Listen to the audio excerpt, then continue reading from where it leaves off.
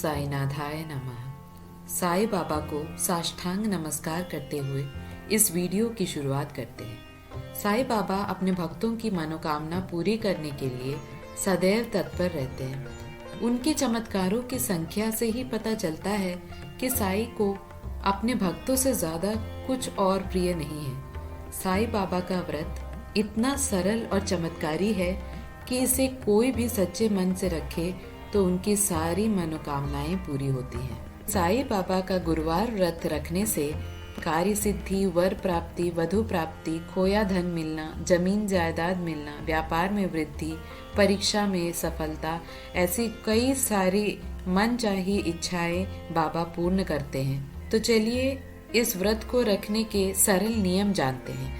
सभी भक्तों को प्रेम पूर्वक तथा श्रद्धा से साईं बाबा का व्रत रखना चाहिए। स्मरण रखें कि मन में बैर रखकर कभी भी साईं के घर से प्राप्ति नहीं हो सकती है। यह व्रत सभी स्त्री, पुरुषों, यहाँ तक कि बच्चे भी रख सकते हैं। व्रत को प्रारंभ करते समय 5, 7, 9, 11 तथा 21 गुरुवार की मन्नत मांगनी चाहिए। स्मरण रखें कि व्रत के दौरान भूखे न रहें। फलाहार करके यह व्रत किया जा सकता है। भोजन मीठा, नमकीन कैसा भी हो सकता है। प्याज, लहसुन, मांसाहार तथा तामसी भोजन आदि निषेध है। यह व्रत सरल होने के साथ ही बहुत चमत्कारी है। माने गए प्रत्येक गुरुवार को विधि पूर्वक व्रत रखने से इच्छित फल की प्राप्ति होती है। यह व्रत किसी भी गुरुवार को बाबा की प्रतिमा या चित्र के समक्ष धूप, अगरबत्ती तथा पुष्प अर्पण कर शुरू किया जा सकता है। जिस मनोकामना के लिए व्रत कर रहे हो उसके लिए साईं बाबा से पवित्र मन से प्रार्थना करें। यदि व्रत के दौरान किसी गुरुवार को आप यात्रा पर जा रहे हो तो उस गुरुवार को छोड़कर उसके बाद के गुरुवार को व्रत करें, उसे गिनती में ना गिने। यदि किसी कारणवश किसी गुरुवार को व्रत न कर पाए तो उस गुरुवार को गिनती में ना लेते हुए, मन में किसी प्रकार की शंका न रखते हुए अगले गुरुवार से व्रत जारी रखें एवं माने हुए गुरुवार पूरे होने पर व्रत का उद्यापन करें। एक बार मन्नत अनुसार व्रत पूर्ण करने के बाद फिर मन्नत मांग सकते हैं और फिर व्रत कर सकते हैं। अब व्रत को किस तरह से किया जा सकता है उसके बारे में जानते हैं। यह श्री साईं बाबा का बहुत ही चमत्कारी व्रत है। इस व्रत को प्रारंभ करने के पूर्व एक नया सफेद कपड़ा लेकर उसे गीली हल्दी में डुबाकर सुखा ले। गुरुवार को प्रातः अथवा सायं स्नान करके स्वच्छ वस्त्र धारण करे।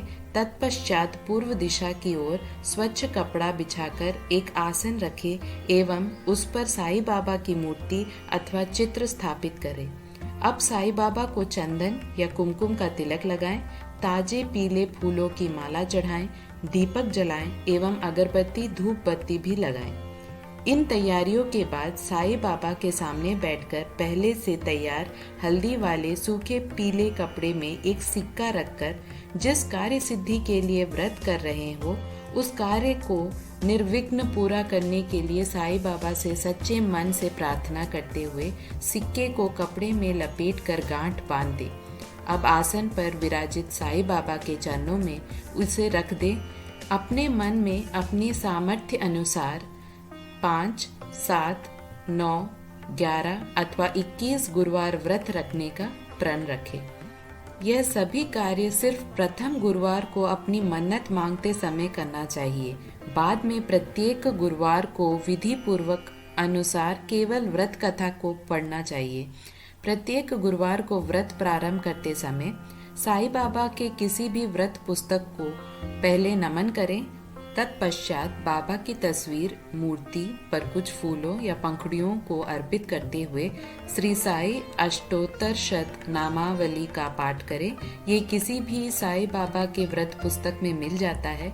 इसके बाद श्री साईं बाबा व्रत कथा के 6 अध्याय पढ़ें और साईं बाबा का ध्यान करें।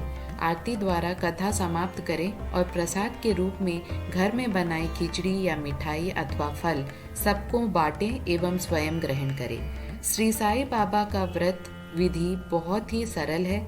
ऐसा विधि पूर्वक व्रत करने से आने वाली सभी परेशानियां तथा अड़चनें दूर हो जाती हैं, जीवन में सरलता आती है, सद्बुद्धि मिलती है, घर में गरीबी निर्धनता दूर होती है, कलेश दूर होते हैं, शांति, आनंद एवं उल्लास का आगमन होता है।